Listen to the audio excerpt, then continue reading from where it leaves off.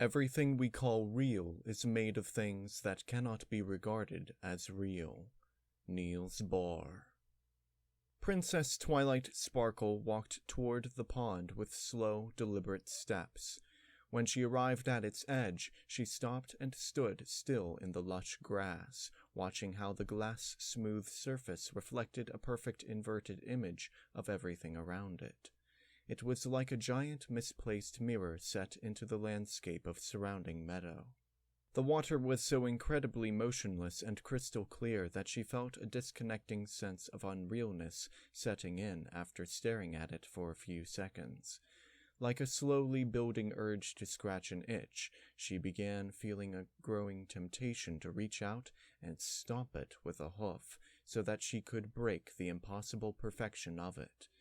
She wanted to hear a splash and feel the wetness and convince herself by seeing the spreading concentric ripples that this was ordinary liquid and nothing more, that the ordering of the world was still intact, and the rules that described it were still hard and fast, that they were still real even here.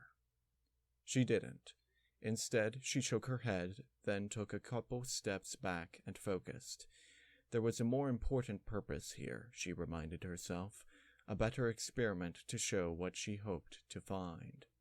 Twilight narrowed her eyes and concentrated while she looked out across the water. For a few seconds, the stillness of the reflections on the pond remained unbroken. Then, almost imperceptibly at first, tiny ripples began to distort that mirror image in perfect radiating circles, caused by small buds on thin green stalks that were breaking through the surface. While she watched, the stalks thickened and grew, climbing eagerly toward the sunlight in the clear blue sky overhead, while leaves like lily pads unfurled and floated in place around them. The waves became more pronounced in the disturbed water, and complex patterns of interference formed where the ripples expanded outward and hit each other. As time passed, the prodigious growth of stems and foliage slowed and came to a gradual stop. Those ripples dissipated while the pond became smooth again, although Twilight knew they would never entirely vanish. Once set in motion, the water could never be the same as it was. A lot of things might never be the same after this. The bud atop each stalk swelled and grew. The green petioles surrounding them opened, revealing perfectly black shapes within. Over the course of minutes, the shapes bloomed outward into petals and unfurled into perfectly black flowers. Twilight relaxed her focus and watched for a while from the shore. The flowers waited on their stems sticking out above the water, motionless, with a presence that seemed completely natural. If she hadn't just watched them grow, it would have been easy for her to have assumed that they had always been there. It struck her that they were almost idyllically beautiful where they were, in fact. For a brief moment she thought about just leaving them alone. She could call off the plan and just sit here a while, letting this peaceful scene remain untouched. Maybe it would be better that way. No, that wouldn't answer any of her questions. It had to be done. After shaking off her hesitation, she reached out with her magic to grasp the nearest flower. She pulled upward, gently at first, but then ramping with increasing force as she encountered resistance. It felt anchored to the bottom of the pond, and her horn began to glow more brightly as she pulled harder. With a sudden feeling of something snapping, roots yielded and broke free. The entire plant shot up to hover above the water, making a loud splash as it cleared the surface. New waves, much larger than before, radiated from that spot. The disturbance to the mud below stirred up a plume of dark silt that began spreading through the crystal water like a cloud of obscuring ink. For a fraction of a second, Twilight manifested a magical force field along a two-dimensional plane, 6 inches below the flower she was holding up. The field, far sharper-edged than even the finest razor could ever be, passed through the stem and sliced it with a perfect molecule-fine clean cut. There was a sudden feeling that she was holding less weight in her telekinetic magic, and the lower part of the plant dropped back into the water, splashing again. It made more waves that spread the cloudy mud further. A sudden sting of remorse for killing it, and for degrading the tranquility and clarity of such a beautiful pond, shot through her. She wondered why she hadn't thought to just cut off the flower in the first place, instead of crudely yanking up the whole plant. But what was done, so she made herself push regret aside. She had the part that interested her, the only thing that mattered here. Keep the bigger picture in mind, she told herself. All the rest of this was, after all, a disposable means to that end. Very soon this would all be gone, and it wouldn't matter. The question of how far the limits of that disposability reached was troubling, though. How was this different from... She shook her head, admonishing herself not to be silly and sentimental. Of course it was different. It couldn't possibly be the same. This experiment would merely verify the obvious fact, or at least falsify some of the most troubling hypotheses. Keeping the flower held tight in her magical grasp, Twilight spread her wings and took flight. There was nothing immediately around the pond, just grassy meadows and gently rolling hills, but she knew what direction to head in, and before too long she started to see stands of tall trees. She recognized them as the Whitetail Woods, and found herself overflying Fluttershy's cottage. The orderly rows of Sweet Apple Acres orchards weren't far off from there. Clusters of homes and shops that marked the edges of Ponyville came into sight. Her home, the crystal tree of her palace, was visible shortly after that. Upon arriving, she hovered outside one of the palace windows and opened it easily with magic. They all had thalmic shielding in addition to their physical locks to prevent this kind of easy intrusion, she knew, but that was no issue to overcome here, under these circumstances where control was hers to exert. She flew in and landed in the familiar hallway leading to her bedroom. Small tapping sounds of her hooves against the hard floor echoed in her ears while she walked, seeming loud by contrast to the otherwise complete silence, and she was acutely conscious of the dark flower she carried next to her, floating in a soft purple glow of her magic. When she opened the bedroom door with a gentle push, it didn't make any noise. She took a few steps in and looked around. Everything was just like she remembered leaving it, ready for what she had planned. Broken seal indicator taped between the door and the frame? Well, I just broke it here, of course, but presumably it should show as intact later if this works, so check. Thermometric readout still printing uninterrupted? Check. Sensors all in place? Check. It occurred to her to wonder why she was even doing this mental checklist. She wasn't really here, so it wasn't actually verifying anything that mattered. It did make her feel better, though, to have the security blanket of satisfying her familiar habits and procedures. Alarm units set, temperature monitoring, remote trip cameras. Check, check, check. Ready to take the last step? Do I really want to know what I might know after this? Check. In her mind, Twilight called up the form of the spell she had felt during the incident. At the time, just seeing it and feeling it had left her burning with curiosity. It was a strange new magic she had never encountered. What was it trying to do, exactly? Testing it out for herself would settle what had really been happening, and in spite of whatever misgivings she had, that thought excited her. The magical pattern grew, readying itself in her horn with the tingling feeling of a nascent spell. There was one last moment of hesitation, standing near her bed, before she targeted a spot a little bit in front of her in the open air. She gave the pattern a push, executing the casting, and her horn flared to life. The spell felt like a scalpel slicing a slit through a sheet of paper, slicing through a paper wall that was all around her, unperceived until that moment when her magic made contact with it.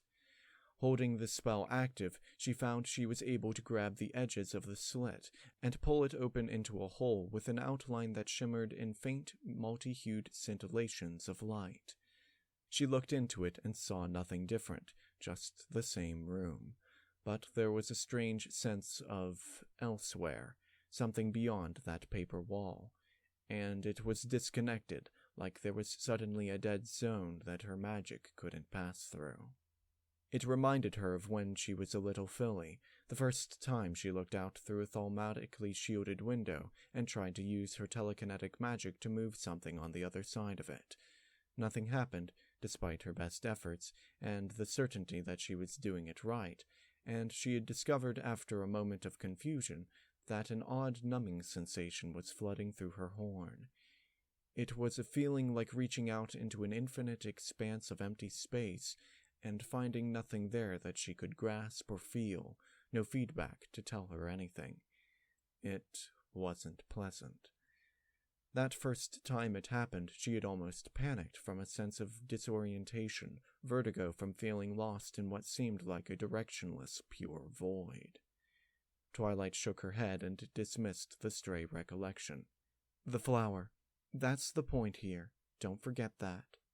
She refocused and floated it through the opening, pushing it from behind as far as she could until her telekinetic magic was cut off when it moved into the space behind the hole. No longer supported in the air at that point, the flower dropped down and vanished out of sight. Where it ended up, only time would tell. With the task done, she relaxed and released the spell. When it wasn't held open, the hole collapsed back into a slit. Then the slit merged back together and sealed up like it had never existed. That perception of the boundaries of the paper wall disappeared. The sense of elsewhere was gone. Twilight turned and quickly exited the room. There wasn't anything left to do but wait and see what results, if any, were wrought. In the meantime, she could release control now and let whatever would happen, happen. She wouldn't be stuck here too much longer, or at least it wouldn't feel like too long anyway. These things were funny like that. Time was pliable, and it was often hard to tell here that it was really even passing at all. But nonetheless, it somehow moved forward in its fuzzy, ill-defined chunks easily enough when it was convenient. She looked forward to the alarm clock going off soon, so she could find out if the night's work had accomplished anything or not. "Hello, Echoes to Twilight!" Spike waved his arms in front of her face. "Come in, Twilight! Where are you right now?" "I'm here, Spike," Twilight responded quickly in a sharp tone of voice, silencing him. She turned away and took a breath, then let it out again slowly. It was a good question, she couldn't help but admit, but one she found herself feeling increasingly helpless to answer in recent days. Maybe that's why it rubbed her the wrong way, the frightening sense that it was slipping out of her grasp. Where were they, really? A guest room, the royal palace, the city of Canterlot, Equestria, Ecus, the solar system, spiral arm of the home galaxy, local cluster, galactic supercluster, the universe. She furrowed her eyes and gave the floor a tiny stomp with one forehoof. Was any of that... Yeah? Well, it sure doesn't seem like it. Spike's voice broke into her distracted thoughts, and they fell apart, crumbling like a sandcastle in a heavy wave. I really think those delegates at the last panel ended up feeling ignored. You know how those griffins are. Twilight sighed and looked down at the rich burgundy carpet of her guest room. You're right, Spike. I'm sorry. That could have gone better. I'll say, I'm gonna be seeing those glares in my nightmares for a while. Twilight cringed on the inside at the mention of anything to do with dreams, but fought not to let it show in her outward demeanor. He was right. She really had to get on the ball and set these distractions aside. Look, I'll get my head back in the game and run damage control at the next event. I know this conference is important, You just what? Twilight clenched her jaw and felt her stomach twist inside of her, a familiar knot of worry she had been getting closely acquainted with lately. I just found out something I really wasn't hoping I wouldn't. I just discovered that maybe none of this matters, and maybe nothing is what it seems like, and maybe we're not even really here. She wanted to explode with all these things, but kept it inside. What good would it do, yelling all this nonsense at poor Spike, when he was really just trying to help? No, he didn't deserve it. It wasn't him, it was her own fault. She was sorry she had ever found that pond, sorry she had ever tried the spell, and sorry she had ever seen what she had seen. That flower. That lousy flower. It wouldn't even wilt, even though she had had it for almost a week. It made no sense. If it would at least wilt like a normal flower, it could almost seem like it might be real. Never mind. Twilight shook her head. She cleared her throat. It's fine. It's fine. Is there anything you want to talk about? Spike's face slackened, and the ridge of scales on his brows knitted closer together while locked into Twilight's eyes, as if he was trying to find something. It seems like you've been distracted for days. No, thank you, though. Come on. Spike smiled at Twilight with his best disarming grin. We've been besties since the day I hatched. You know you can tell me anything. Oh, I know that. Twilight smiled back and gave Spike a brief hug. It's just that I'm not even sure myself. It's sweet of you, but I really wouldn't know what to say. All right, I guess I understand. You gonna be all right for at least the rest of the conference, though? I don't know how much more I can take of their arrogance, or their breath. I'll manage. Twilight started pacing around the room, only half conscious that she was doing so. How long until the next event? Spike unrolled a sheet of parchment and consulted it. Next up is the thing about the inspection standards for merchandise crossing borders.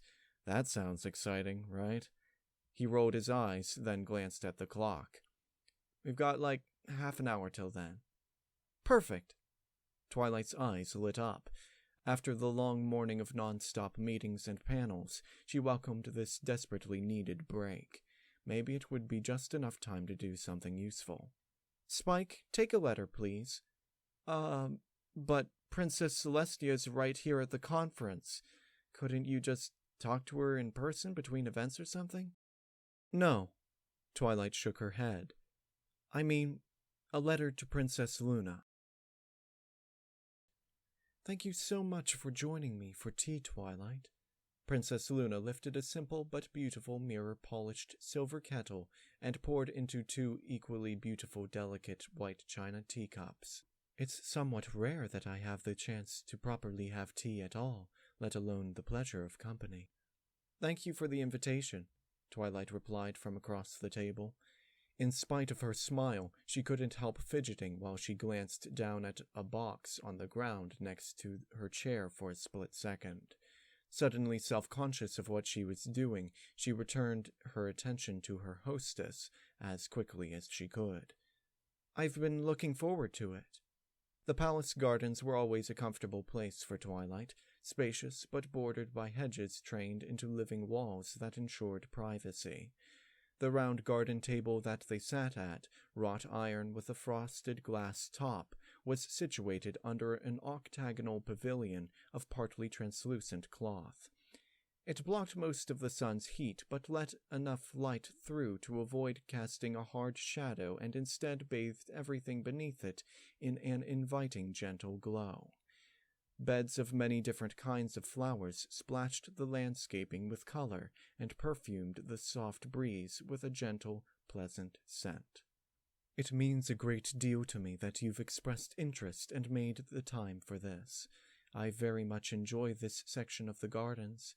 I take any chance I can find to spend time in them, and I thought it might be nice to share the opportunity with a friend as well. She added 2 cubes of sugar and a squeeze of juice from a thin slice of lemon to her tea and stirred the mixture with a silver spoon. I had also hoped it would be a good place for us to discuss what has been on your mind. You mentioned in your letter last week that you were hoping for a chance for us to speak in an informal setting, yes?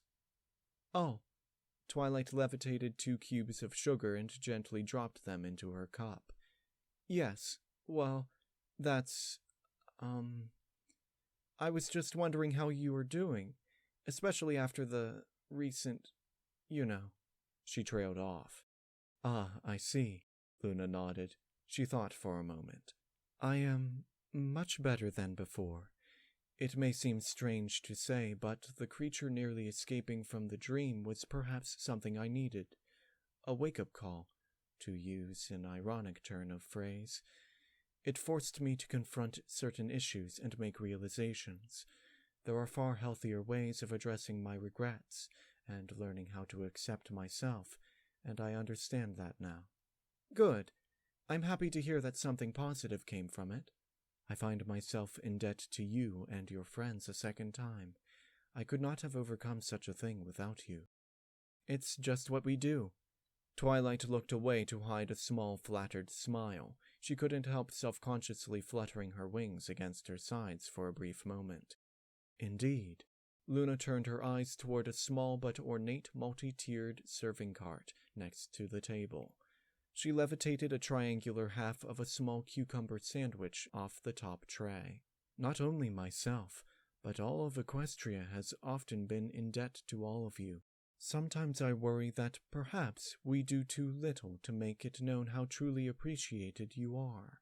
She took a bite of the sandwich while it hovered midair, then set the rest of it down on a small plate on the table in front of her. Oh, no, I don't think any of us wants special treatment. On the contrary, I would be more worried that spoiling us with privileges would disconnect us from just being normal ponies. If that happened, we might lose touch with the ability to be the embodiments of the elements we're supposed to bear. Luna nodded slowly. A pity that we cannot honor you and your friends in a grand fashion, then, but perhaps that is for the best. I think so. And if I may return your concern, how are you doing? I understand that not every aspect of adjusting to life as an alicorn or a princess has been easy for you. I can sympathize, for it is a rather abrupt change from what you must have been accustomed to before. The border delineation conference last week was quite trying, I hear. Is there any difficulty you face that I may help with? Not particularly as far as the princess thing. Twilight shook her head. Some parts have been tough, but I think I'm coming around and figuring out how to make it all manageable. The conference was... the thing that's really been getting to me lately is more about something else. Oh? What would that be? Twilight started to raise one forehoof and hesitated. I don't know if I should even ask about it, honestly. Luna leaned forward in her seat. Her face was soft and friendly, but her eyes were piercing while she looked at Twilight. That is surely a sign that you should ask, for how will you know until you do? All right. It's just... I'm confused. I feel like I don't understand something, no matter how hard I try. Or, no, that's not quite honest. Maybe it's worse. Maybe I do understand, but I'm afraid of the answer. Luna raised a brow. Surely it must be a very great quandary to be so challenging to my sister's greatest student. What is it? Twilight Sparkle tilted her head up and met Luna's eyes, looking into them intensely. There was only one question she could imagine that would get directly to the heart of the issue, and there was nothing to do but go for it, regardless of how crazy she knew it might sound. Is any of this real? For a moment the two of them just stared at each other. Silence was heavy in the garden air. What am I even saying? Twilight felt a nervous tension creeping through all her muscles. She became aware that her heart was beating faster, the familiar rapid but shallow pulse that came with anxiety. Am I just making a fool of myself by asking something so strange, or... Luna, however, was much calmer, seeming unperturbed by the question. She raised her cup, getting ready to take a sip of tea. Is any of what real? This... Twilight lifted a foreleg and waved her hoof in a broad arc at everything around them. All of this? I'm not quite sure what you mean. Princess Luna gave Twilight a look with no particularly readable expression on it. I assure you the royal gardens are no mere conjured illusion. She set down her teacup and her face took on a faint but kind smile. I mean, the entire world. Twilight's eyes darted around, taking in the surroundings, frantically. All of it. This planet, space, time, us, everything. I suppose it depends on how one defines real. Luna wrinkled her muzzle in thought as she tilted her gaze upward for a moment, pondering. In the common everyday sense of it, however, I think it qualifies. Twilight flattened her ears as she stared into her teacup and watched the liquid inside. What exactly had she been hoping to hear, anyway? Her stomach felt like 1,000 butterflies trapped inside were trying their best to escape. Luna glanced down at Twilight. She tilted her head slightly and knitted her brow. What brings you to ask such a question? Because I'm not so sure anymore. Her eyes stayed locked on her teacup. I haven't been for a little while now. There was some faint ambient music of distant birds singing sweet songs as if they were celebrating that it was such a fine afternoon. Otherwise, the garden was silent while Luna sat and patiently waited for elaboration. It was the Tantabus. I'm sorry to bring it up again. Do not worry about me, Twilight. Luna shook her head. Please, continue.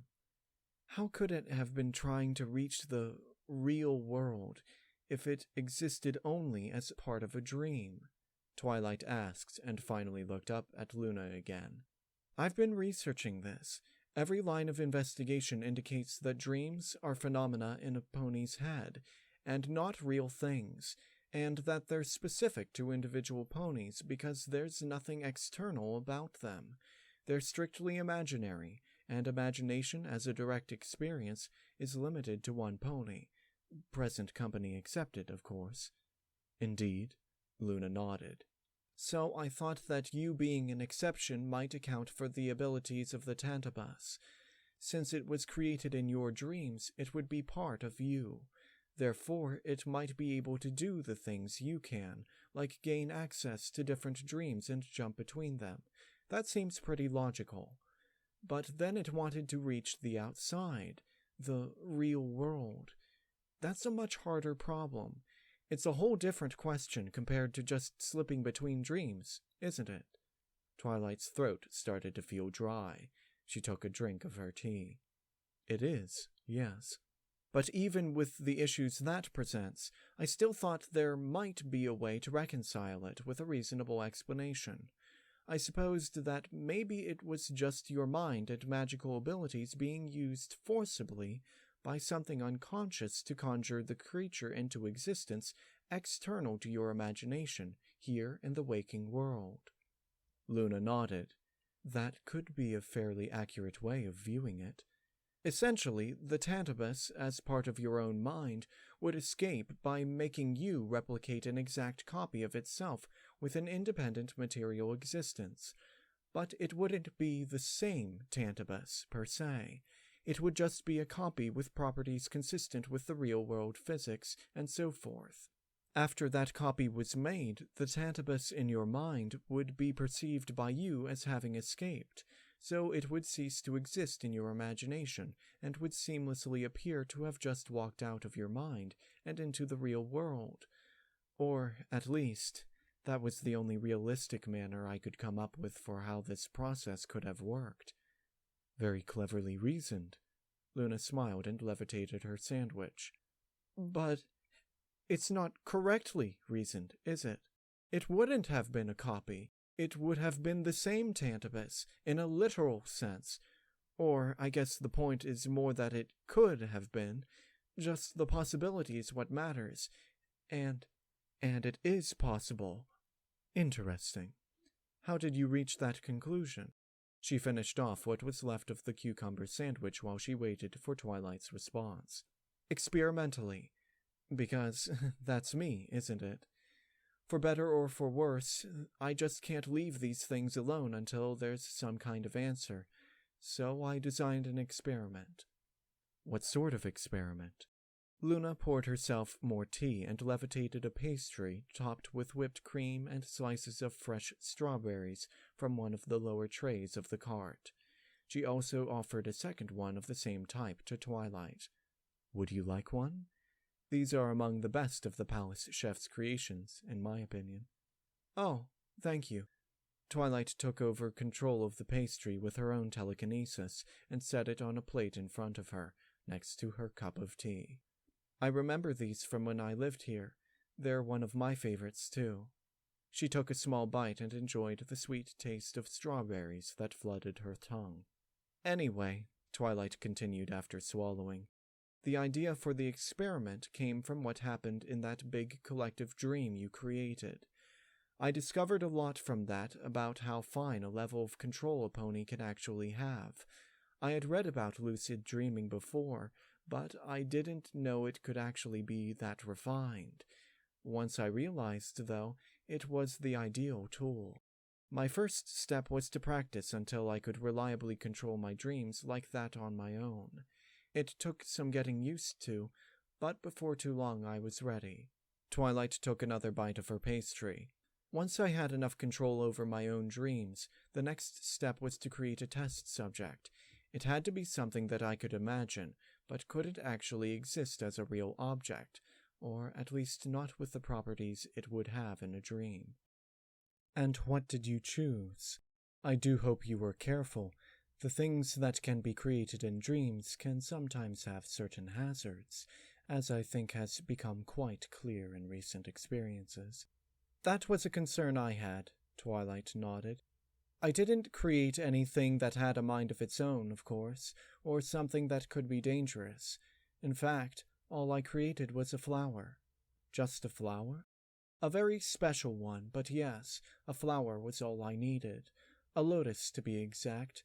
I mean, actually almost anything would have worked, but, well, I dreamed of a pond, and it was the first totally harmless thing that came to mind, so I made lotus flowers grow out of the water. But lotus flowers exist in the waking world, do they not? Not like these. Twilight shook her head. They had a certain attribute that can never exist in lotus flowers grown in this world. I made sure of that. I see. Luna drank more of her tea.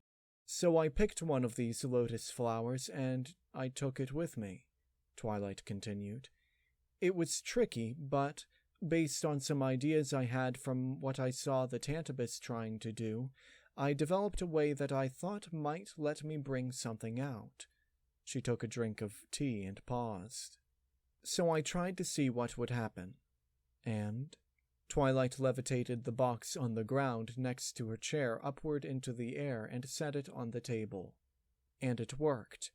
Twilight opened the lid. Inside was a single flower, and she lifted it out, a lotus with petals of the purest, deepest imaginable black. They were so black that the flower wasn't visible as an object merely colored black. The petals were the very absence of light itself, perfectly dark silhouetted holes in space in which nothing could be seen. As Luna stared at the flower, her eyes opened slightly wider in a restrained but unmistakable display of surprise. I must say, this is extraordinary. She watched as Twilight slowly turned the flower in the air. The stem, sepals, stamens, and seed head were all normal aside from being ringed in those sheerest black petals. Each petal is a perfect black body. That's what I made special about it. They absorb all the light that hits them and reflect nothing. I checked with a high-precision light meter to be sure. They emit some infrared, but once you subtract out the black body distribution spectrum for room temperature, there's nothing left. Essentially, they're invisible. All you can see is the shape in space where they block light. Something that should not exist, because a perfect black body is an idealization, never a real thing. This is an impossible flower, so it would seem. Exactly. Twilight set the Lotus down on the table, next to the tea kettle. She was struck by the eerie way that the impenetrable darkness of it contrasted with the light that played off the polished silver on the white frosted glass.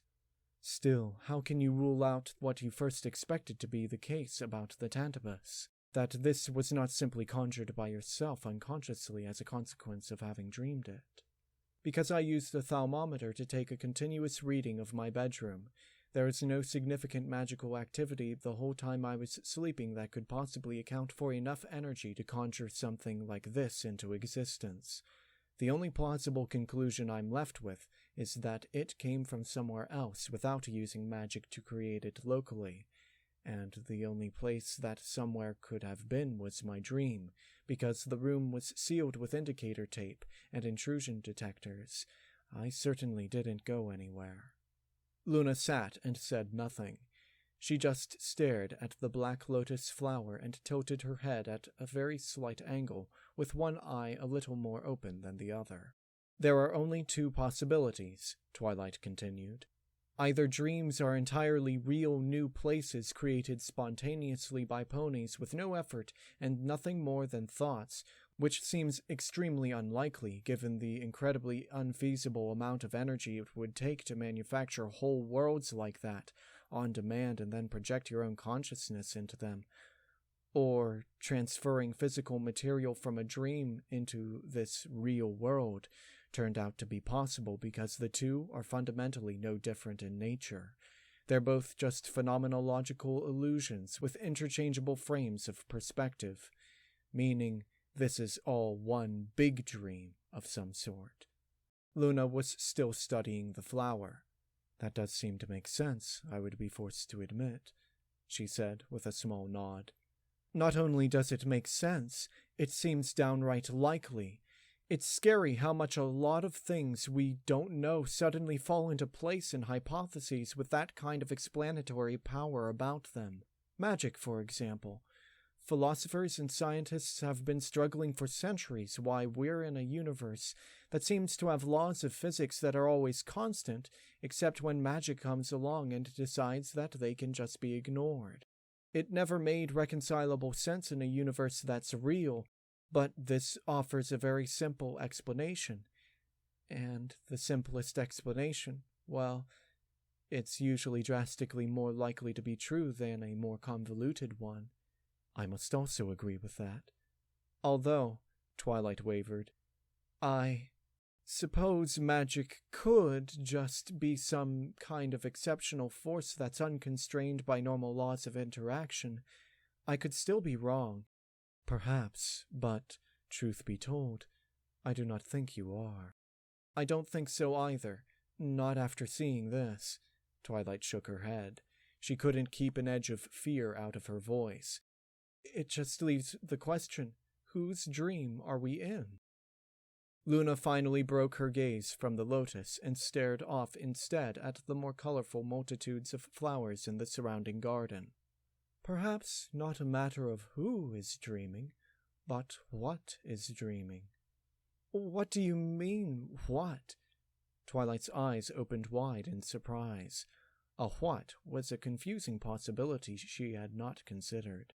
Luna was silent for a while, staring off into the distance before she started speaking. Imagine a machine made to be a model of something in our universe.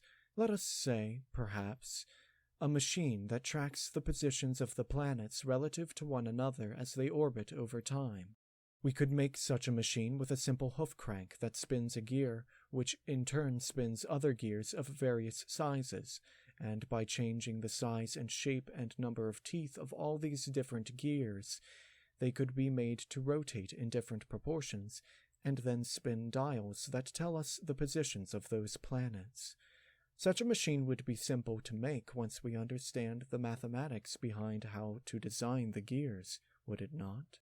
And it creates information representative of an attribute of something, or several pieces of information about several somethings, yes? Of course, I have an orrery exactly like that. I use it to help me with observations on astronomy nights. As do I, Luna nodded. And so does my sister. very finely precise machines, as tracking the best course for the sun and the moon on a given day is quite vital. So we know this can be done.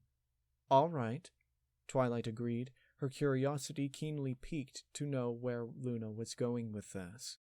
Now, further imagine a machine that builds on this simple simulation by naturally adding more parts to track more information. Suppose it were desired to track the rotation of each planet. This would allow us to know where a given point on the surface of any planet would be at any given time in the future, for example. Each piece of information we add can interact with the other information already there.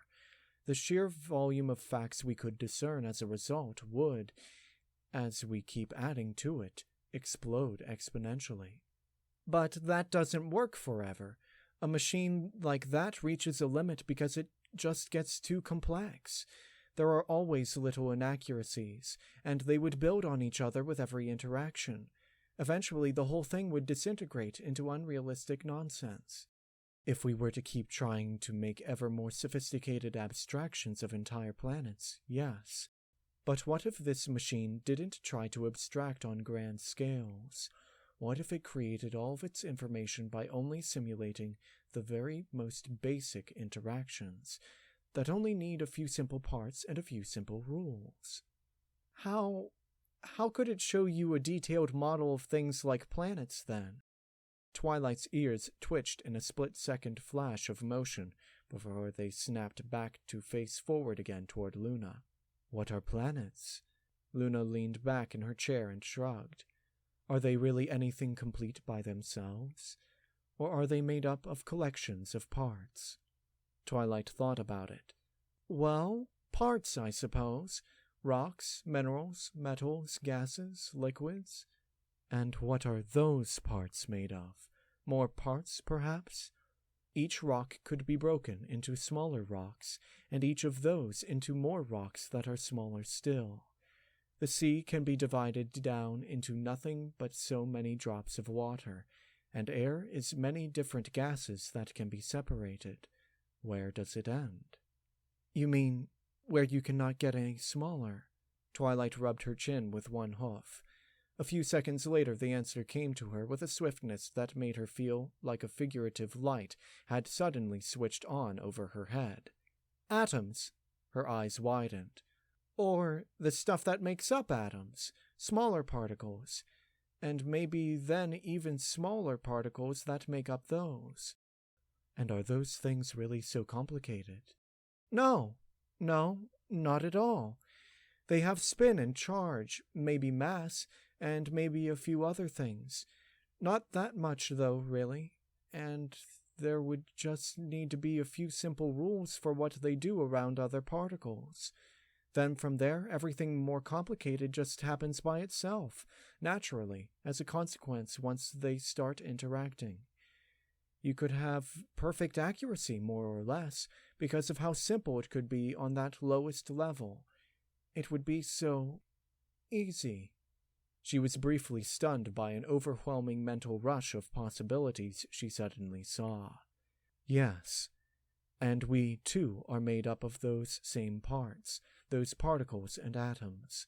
It is only an effect of how they are arranged that makes us what and who we believe we are on larger scales, as individual living things. Right, Twilight thought for a few seconds. And we couldn't tell because consciousness isn't separate from that, is it? It's just a phenomenon that happens because of how neurons interact. It's caused by information. It is information, just in certain patterns.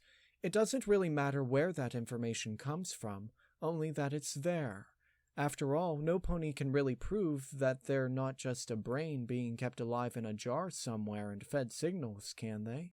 Philosophers have faced that question for a long time, and have found, as you say, that no satisfactory refutation is forthcoming. There is, however, some suggestion against it by applying the principle that you pointed out, that the simplest explanation should be the one we most favor. brains being kept alive in jars and fed elaborate signals is much more complicated than seems likely. And more to the point, for a simulation, it is unnecessary. There would be no real reason that a brain need exist at all outside of this machine's dream. The neurons themselves would arise from the interaction of information within.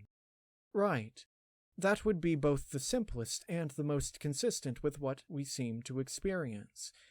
If some machine were producing all this information and letting it interact, and the consciousness we have ended up arising out of nothing more than those interactions, then, from our perspective, it looks exactly like a real world. And what would the difference be? Perhaps nothing, Luna said with a shrug. In a sufficiently excellent simulation, there could be no way to tell from within that it is a simulation at all. If you were in fact nothing more than a part of a dream, you might never know it. But could it even be possible to make a machine like that? We can't do it. We're not even close. I would dare say that it does not matter what we can do. It would only matter what the makers of the machine can do, and we would have no way of knowing that. I guess that's true, but for that matter, would some pony, or something, maybe they're nothing like ponies, actually do it, even if they could? I find no reason to suppose they would not. Luna shook her head. If we could build such an advanced machine and perform such simulations ourselves, would we not do it? It would be too valuable for us to ignore, I believe. There are so many questions it could answer. I suspect many such machines would be built and many universes simulated so that we may watch what the dreams of the machine reveal. So, you think if it can be done, it's inevitable that it will be done? Most likely. Then is this universe we live in just one of those simulations in progress right now? Because if you're right, it seems like there could be a good chance it's already happened. That is a distinct possibility, yes. Twilight picked up another pastry and took a bite. It was as delicious as the one before, but she barely noticed. While she chewed, she lifted the tea kettle and poured herself another cup, adding sugar and stirring, in silent thought while she watched the cubes dissolve and vanish into the liquid. And you knew, didn't you? Twilight set her spoon on the edge of the saucer under her teacup. She looked up to meet Luna's eyes. You already knew all of this. You had it figured out a long time ago. You must have. That's why you're not so surprised. And it's how you knew exactly the way to lead me through to this conclusion, isn't it? Perhaps conclusion may be too strong a thing to say about the idea. Luna cleared her throat. It is not my intention to mislead, and if I have, I am sorry. I have long known of the possibility of it, as has Celestia, but that is all it has ever been, one possibility among many. It could never be said to be something we could have knowledge of in a scientific sense, since a conjecture like this cannot be proven or disproven in any meaningful way. Luna paused and gathered her thoughts before continuing. But I can say this. You have come further on the question than my sister and I ever have. While I do not know if anything will ever prove it with certainty, what you were able to accomplish, she pointed at the black flower, lends the strongest support yet to at least the credibility of the idea. But if you and Celestia both realized you had reason to suspect... Haven't you told any pony? I mean, this is the first I'm ever hearing about it. Hasn't any pony else worked on this hypothesis? I would have thought that this would be important. Please believe me, we have discussed it, and it has not been ignored purposefully. There have been some few who have arrived at the idea of this possibility just as we have. My sister and I have always encouraged them to pursue whatever further investigation they chose. But no matter how much we invite inquiry, we also cannot force it upon any pony unwilling. And most who explore this notion seem to conclude at the end only that they do not want to spend a great deal of time being concerned with it. Why not? Don't ponies deserve to know? I have often wondered myself why more is not forthcoming, but after some thought I feel that most who have realized this possibility have had to consider what good would be served by convincing many other ponies of it. I certainly have, and my sister even more so. Even Starswirl, a pony whose entire life was characterized by the thirst for knowledge, decided there was little to truly gain when it came to hypothetical questions of this sort. But Twilight felt frustration building inside. How could no pony even want to find out? What I have understood is that for most ponies, there would generally be one of two possibilities that can result. The first is that it might change nothing for them. This is still the world we all must live in, real to us regardless of how real it is in the ultimate sense, and we still value what we value and love who we love. It is all we have, and it is wisest to make the most and the best of it that we can. And the second is as dark as this flower. Luna sighed, and Twilight noticed a look of sadness cross her face. It might worsen a pony's outlook and take away many things they care deeply about. If there is no reality to this world, then it becomes difficult for some ponies to understand why they should love other ponies, or value anything they feel is nothing but an illusion. It would destroy much of the joy in their lives to feel that everyone and everything they once held dear is now lost to being no more than a mere phantasm in a dream. Can you imagine anything more heartbreaking than to believe it was all nothing? No, I suppose not. Twilight stared at the flower on the table. It was a strange thing, she thought, how such worrisome weight could ride on deceptively delicate petals. So you think most ponies are better off not knowing? That is part of the conundrum in itself, is it not? No pony truly knows at all. It is merely a possibility that cannot be shown to be true or false. At best, it would be inconsequential. At worst, harmful. And for those ponies it did harm too, what good could come of it? Shrouding all their life in doubt and despair, hurting them for something we cannot even be sure of. I guess that's a good point. But even so, once you know something is possible, it still raises questions that we should think about. If this is all true, what happens to us? What can we do about it? Do about it? Luna looked at Twilight curiously. What is there to do? Well, there's issues, like, what happens if they just turn off the machine? What if it breaks? What if, I don't know, what if anything happens to it at all? Where would that leave us? In no different a position than we were always in. Luna shrugged. If such a machine stopped working, would we even be able to comprehend it? Or would we simply cease in that instant? How do we know this does not already happen, for that matter? Perhaps this machine starts, then stops for a while, frozen in its state, and then starts again later where it left off. We could never tell. The passage of time appears seamless to us, for it is a product of our perceptions, and we cannot perceive during those interruptions when the machine is inactive. Twilight nodded slightly, but said nothing. Perhaps more along the lines of your concerns. All of us die someday. You know that. We all know that. But ponies should not let that fear rule their lives. No. Twilight shook her head. Of course not. On top of which, it could be debatable whether such a sudden halt could even be rightly called death. It would be a cessation, certainly. But when we think of death, we think of sadness. In death, we leave behind our mortal remains and the void of our absence for others to cope with. We leave behind loved ones who mourn. By comparison, this would be extraordinarily easy. There would be no pain, no sadness, no bodies, no pony left behind to miss us. We would all simply stop and vanish in an incomprehensible instant. It would be like we never existed. Twilight's face took on a grave expression. That would not be how I see it. Luna looked at Twilight with a gentle smile.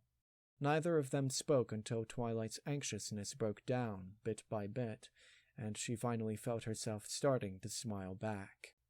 All right. So, how would you see it? I see it thus. I could have had nothing, but instead I had a chance to exist and to live.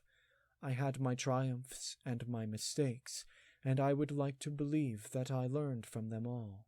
I tasted the depths of bitterness and sorrow of loneliness, but also the sweetness and the joy of coming home at last to a warm welcome from a sister who never stopped loving me even when I was for 1,000 years wayward and lost. Luna stood up and started walking slowly around the table toward Twilight. I know what it is to have enemies and to hate them, but also what it is to grow beyond that, and instead to have friends and to love them. That contrast makes it all the sweeter. Standing in front of Twilight, Luna lifted up a front leg and laid it around her withers, pulling her into a hug. Twilight stood up and wrapped her front legs around Luna and leaned the side of her head against Luna's neck. I am very happy that we are friends, Twilight. It means a great deal to me. Me too. Twilight closed her eyes and settled into the embrace. And when I feel things like that friendship, I know that no pony can tell me that it all amounts to nothing, or that it never existed. Quite the opposite. My existence has been rich and beautiful to me. The circumstances of how it came about do not change that. They are merely incidental. What is real? Real is what you make of it. Nothing more and nothing less, for each of us, no matter where we exist. Luna draped a wing around Twilight's back. The two of them held each other quietly for a little while. And, of course, there are these intensely delicious pastries.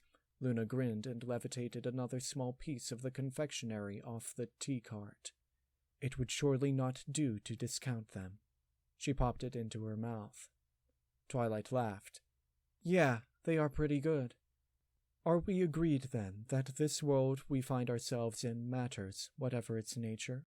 Yes. Twilight nodded. She slowly let go of Luna and took a step back out of the hug, smiling a little bit. I guess it really doesn't change anything, does it? No, it does not. Now, understanding that, here's my best advice as your friend. I would not think too extensively on this to the point of it consuming your focus, Twilight. It will lead you down a dangerous path that I know much about. Do not fall into the dangers of a self-fulfilling prophecy. How do you mean? If you were worried about losing connection with the element that you bear, then this is also a way that you might risk it happening. Be cautious that you do not come to view this world as unreal, for if none of this is real, then the elements are also unreal, and there may come a sense that none of it, therefore, matters. Without that, surely the elements would be lost to you, and without the bearers of the elements, surely Equestria and all the ponies in it would suffer. I don't want that to happen. Twilight shook her head. I want my friends and every pony else to be happy. I'll do whatever it takes to ensure that. Then in that case, you have found the truth of the matter. The fact that you care about your friends and the ponies of Equestria means that they are real to you in the only way that means anything. Remember this always, and with that love as an anchor to hold you in place against all doubts, you shall have no more difficulty, I think. I think I understand. I mean, of course, it's not going to be that easy. You can't just make an idea not affect you. But when I look at it your way, maybe it'll help. Thank you, Luna. Helping each other is what friends are for. Luna nuzzled Twilight on the cheek. You taught me that, Twilight. If you find these things troubling you any further, please, do not hesitate to speak with me about them. I shall always be ready to listen, as a friend. I'll remember that. She sat back down at the table. For now, though, I think, I'd like to talk about other things. I don't want to take your entire tea time up with one silly worry of mine, and you're right, anyway. It would probably do me good not to think too hard about it for a while." "Very well." Luna nodded with a smile while she walked back around the table and took her own seat once again. "We will move on to topics more pleasant." She lifted the kettle into the air. "More tea, Twilight?" "Yes." Twilight nodded with renewed enthusiasm. "I'd love some, thanks." She watched the polished silver kettle gleam and glitter with light, reflecting the colors of Luna's magic, the grass, the flowers, and everything else around them in a beautiful kaleidoscope mirror. The lotus with its black petals lay below on the table.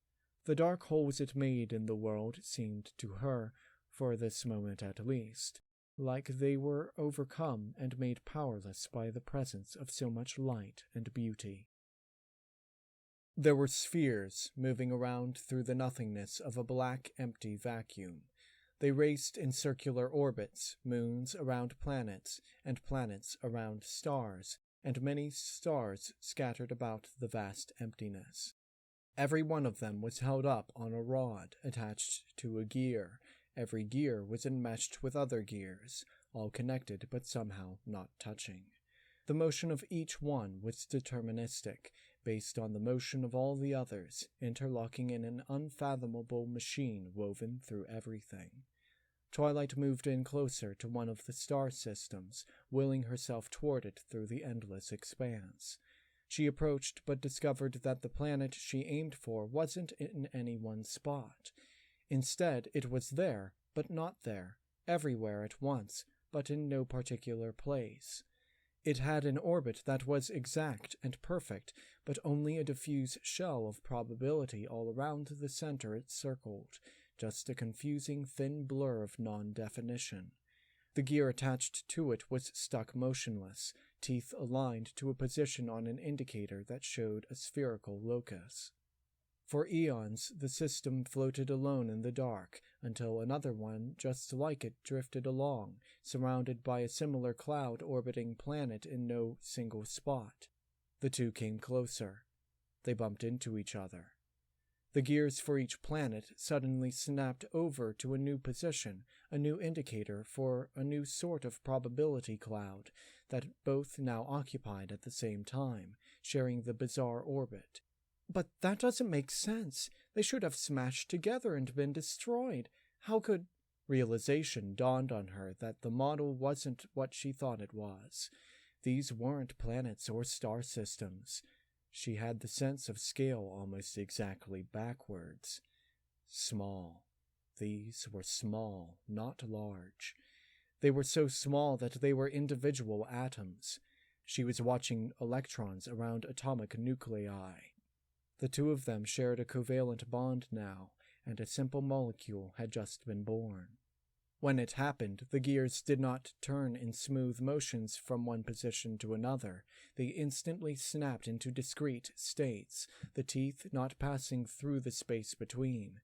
They could do this, she saw now, because they weren't actually gears. They were really just numbers, quantities. They were counters. They were information. That's what all of this was, these electrons, the nuclei they orbited, the particles inside the nuclei, everything around. They weren't here, they were all just information, piles of numbers. She could see them suddenly, too, now that she knew what she was looking at. They were in a table, a three-dimensional lattice of tiny cubes that filled all of space, and every cube with a number inside it. The electrons were gone, the atoms had vanished. There was nothing actually there but the simulated representation of them, numbers that changed in complex cascades, creating immense phenomenological effects through the interplay of simple parts with simple rules. Twilight tried to look down at her hooves and found that they were made of the same substance, or lack of it, noting but numbers describing probabilities that collapsed into deterministic certainties as she moved her legs and they passed through the lattice of information space in a wave of trillions of interacting, changing digits. Her entire being was just data in some sort of ever-changing spreadsheet of an entire universe. It was all there, but it was all an illusion, and it felt real because she was inside it and couldn't tell the difference. But she knew. None of it was real. It never had been. Her eyes snapped open. She found herself at her favorite desk in her palace library with her head lying on the pages of a thick book. Lifting herself up and pushing back her mane to get it out of her face, she looked down at the tome. She half expected, and half feared, to see it filled with a mind-numbing vast numerical table that stretched away beyond comprehension. To her relief, she found that it was just the regular printed text that was supposed to be in this volume on advanced theoretical thermokinetics she had been reading earlier on in the evening. Things seemed solid and real enough again, for now. The magically powered reading lamp she used at night was still glowing, but it was very dim, the crystal power source nearly drained of energy. It must have been on for hours, because the last thing she recalled about it was that it had been at full brightness on a fresh charge. How long have I been sleeping here? She wondered through the groggy haze of tiredness. A glance over at the grandfather clock standing against the wall and a quick light spell to illuminate it showed that it was just barely past 4 in the morning. Twilight was annoyed by that discovery, because she found herself not seeing any good options about what to do at this hour. It was still dark outside, and good little ponies were all getting their much-needed rest like they should be. But, on the other hoof, going to bed at this point hardly seemed worth it, close as it was to morning, and close as the lingering images of that dream still were. She wasn't about to risk seeing that again right away, not if she could help it. What she really wanted to do, she decided, was to get out of here and clear her head. A well-practiced silencing spell, often used in late nights and early morning hours, quieted her hoofsteps on the hard crystal floor so that she could walk through the halls without disturbing Spike. There was no reason for him to have to lose sleep for her nightmares. The front door of the palace, when she reached it a few moments later, was likewise opened with a sound-suppressing modified version of telekinetic magic. After exiting and closing it again behind herself, she took to the air, flew up to a flat area on the palace roof, and landed there. The moon was low in the western sky and would soon be ready to set and end the night. It looked huge near the horizon, glowing bright with a pale yellow-orange color. She watched it creep lower minute by minute while she took in the cool, misty pre-dawn air in a slow, steady rhythm of breaths that calmed her. After a little while, she heard soft sounds of feathered wings flapping in the air. Twilight turned to look for them and saw a large, dark shape coming in, one with trailing streamers of indigo magic just barely visible against the night sky. They had pinpoint twinkling lights of a field of stars enmeshed in them. The shape approached the roof and flared its wings, air-braking off forward momentum and dropping down for a delicate, graceful landing on 4 hooves. Pretty teal-colored eyes and a white crescent moon symbol set against a jet-black torque were visible now. "May I join you?" Twilight was a little taken aback by the sudden unannounced arrival and wondered why the Princess of the Night would show up so spontaneously, but after a moment of thought she came to the realization that the reason was fairly obvious. "You saw?" Luna nodded. "I saw." She started walking toward Twilight, stopping a short distance away. The two of them stood facing each other. "I've read that dream interpretation can be tricky sometimes." Twilight was not quite able to meet Luna's eye, but I'm guessing this one was pretty straightforward. "It was one of the easier cases lately," Luna said sympathetically with a wry smile. "Yeah," Twilight sighed. "I try not to think too much about it, but sometimes it still gets to me. I can't help it." "Is it anything you would like to talk about?" "No," Twilight shook her head, but abruptly stopped. Well, actually, yes. Oh? Luna sat down next to Twilight and listened, the two of them side by side on the roof, watching the slowly sinking moon. I know it's just a hypothesis. I know that it can't be proven. Being completely logical and completely rational, I know that we can never really know. Luna nodded. But feelings don't work that way, do they? Intellect can't just tell them not to choose, not to exist in one state or another. They don't have superposition or middle ground, just a razor's edge that fences off the two sides of a question, and emotions and gut feelings are lousy gymnasts. They can't stay balanced on the edge of a razor, they always fall to one side or the other.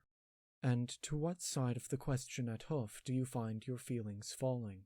Luna moved over a little closer to Twilight. I find myself believing that it's true. I can try to pretend to be logical and say I don't feel either way, but that's a lie. When it comes down to it and I'm honest with myself, that's what I really think about the idea that it's all a simulation of some kind. I think it's true. And has this been troubling you? Well, yes and no. It's worse in my head than in my heart. It's surprising because I thought it would be the other way around. I thought my intellect would be more accepting because there's no sense in fighting against what the evidence says, but my emotions would have trouble because of the loss that comes with thinking that things aren't real. Instead, the opposite happened. How so? I guess my mind doesn't really know what to think about it, or what exactly it means if it's true, and I'm still trying to figure that out. But my feelings about the things that actually matter to me, those really didn't change at all. I was worried that what you warned me about might happen, but it never did. No? It never made my friends seem unimportant or unreal. It never took them away. I didn't let it. If anything, it made me realize even more how important they are. Things like my flying lessons with Rainbow Dash, and helping Applejack bring in the apple harvests on her farm. And yesterday, I took some time off just to spend with Spike. And I think it might be the first time in a long time that I didn't take having him around for granted. It's something I've really needed, and I didn't realize how much until this happened. In some ways, it's actually made me a better pony. I see. It's just like what you said, Twilight continued. What is real? It's what you make of it. No pony can tell me that all the good things I've shared with all these good ponies I've known didn't happen or didn't matter. They're the only things that matter. I realized that I don't care where they happened. Then it sounds as if I had nothing to be worried about. Luna smiled and wrapped one wing around Twilight's back. On the contrary, you've done well to make an opportunity for growth out of a crisis. Thank you for your good advice, Twilight nodded with a smile. You were right. Love is an anchor that holds me in place against doubt. That is a relief to hear you say. Sorry if you wasted the trip out here for nothing.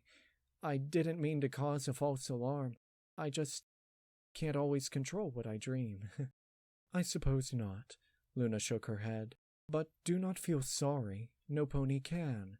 I have no regret besides. What sort of friend would I be if I did not come when I thought you might need help? Thanks. That means a lot. It is my pleasure. I would be happy to stay a little longer, too, if you would like. Twilight nodded in silent assent. The two of them watched the sky for a while, leaning against each other side by side in comfortable silence. Twilight enjoyed the contrast of the chilled air with the warmth radiated by her companion. The night wore on, closer and closer to dawn. Not to sound ungrateful, but should you be here, with morning about to start? Twilight asked eventually. Don't you and Celestia need to coordinate changing from night to day? I don't want to keep you from anything important. Do not be concerned over that.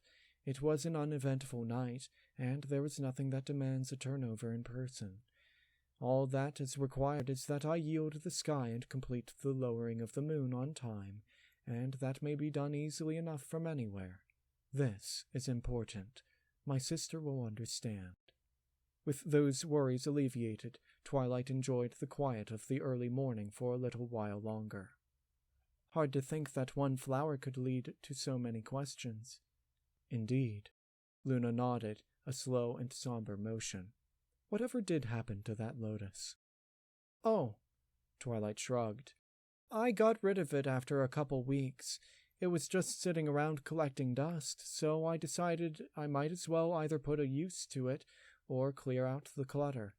I ran a few destructive tests on it just out of curiosity to try to find out some things I hadn't been able to determine without them.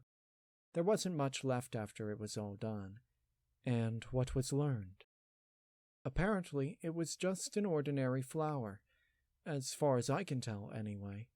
I never could figure out what caused the black body effect or why it didn't seem to wilt.